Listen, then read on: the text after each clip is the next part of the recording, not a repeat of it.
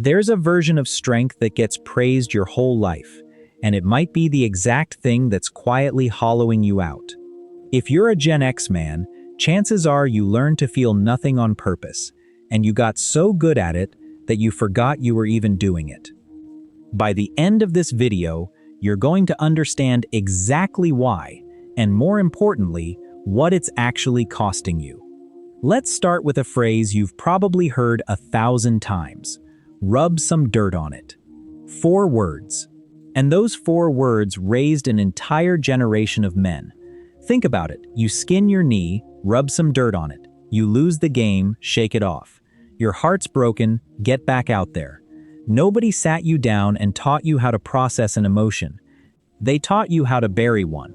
And you got so efficient at burying it that somewhere along the way, you stopped being able to find it again.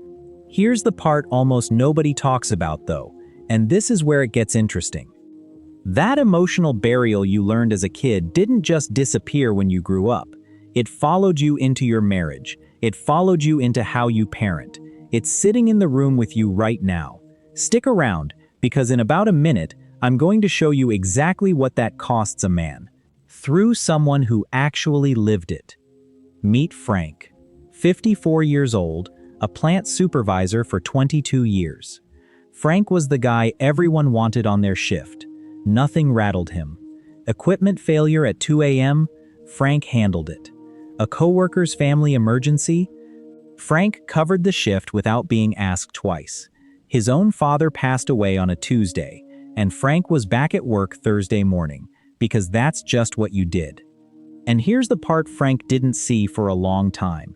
His own father taught him that exact move. Frank's dad had done the same thing 30 years earlier at his own father's funeral. Same stiff nod, same business as usual by Thursday.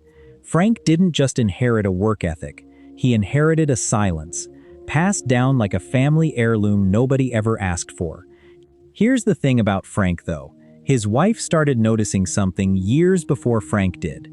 She'd try to talk to him about something real. Their marriage, his stress, his health, and Frank would nod, say, "I'm fine," and change the subject to something practical. Not because he didn't care, because he genuinely didn't know how to access what was underneath fine. The switch that turns feelings into words had been off for so long, he'd forgotten where it was. One night, Frank's adult daughter called him crying about a breakup, and Frank, the man who'd handled explosions, deaths, and disasters without blinking, froze completely. He didn't know what to say. He just kept saying, "It's going to be okay," on repeat, because comforting words weren't a language he'd ever been taught to speak. That night changed something in Frank. Not because he broke down. Gen X men rarely do that dramatically. It was quieter. He sat in his truck afterward and thought, "I can handle a plant explosion, but I can't comfort my own daughter," and that thought sat with him for weeks. Now, here's where this gets important, because there's a real difference between Stoicism and what Frank was actually doing, and almost nobody makes this distinction. Real Stoicism, the actual ancient philosophy, was never about feeling nothing. It was about not being controlled by your emotions while still fully knowing what they were.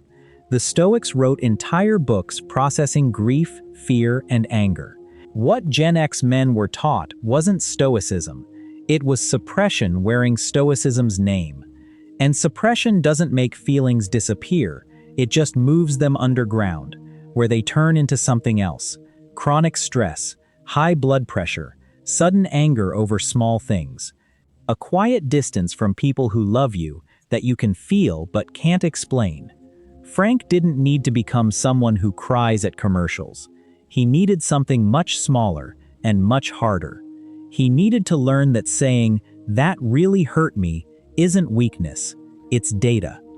It's information his body had been trying to hand him for 30 years, and he'd been throwing it in the trash unopened. So Frank did something small. The next time his daughter called upset, instead of, "It's going to be okay," he said, "I don't know exactly what to say right now, but I'm really glad you called me." That's it. 6 months later, She told him it was the first time she felt like she actually had her dad, not just a fixer. And a few months after that, when his daughter had her own son, Frank's first grandchild, something shifted again. When that little boy fell off his bike and looked up with tears in his eyes, Frank didn't say, "Shake it off." He knelt down, looked him in the eye, and said, "That looked like it hurt. You okay?" 3 generations of silence, and Frank was the one who finally put it down before it could be handed to a 4th. Here's the real question this video is actually asking, and it's for you, not just Frank.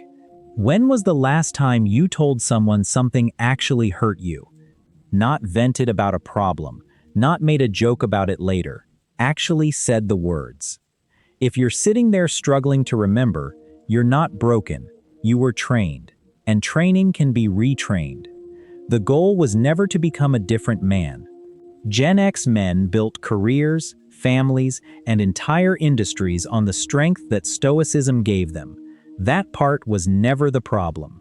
The problem is when the switch only goes one way.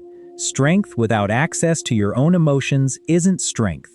It's just a wall with really good posture. You don't have to tear the wall down. You just have to learn where the door is. If this hit something real, tell us in the comments.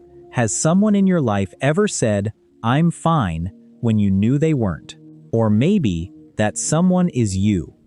Either way, we want to hear your story. Share this with a Gen X man who needs to hear it.